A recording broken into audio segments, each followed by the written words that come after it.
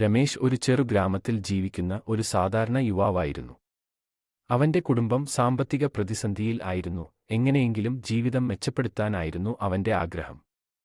ഒരു ദിവസം രമേശ് നഗരത്തിലേക്ക് പോയി അവിടെ പാനിപുരി കച്ചവടത്തിന്റെ വിജയം കണ്ടു.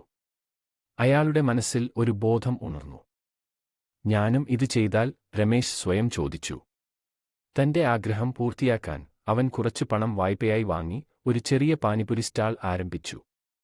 ആദ്യ ദിവസങ്ങളിൽ ഉപഭോക്താക്കളെ ആകർഷിക്കാൻ ഏറെ പ്രയാസപ്പെട്ടു.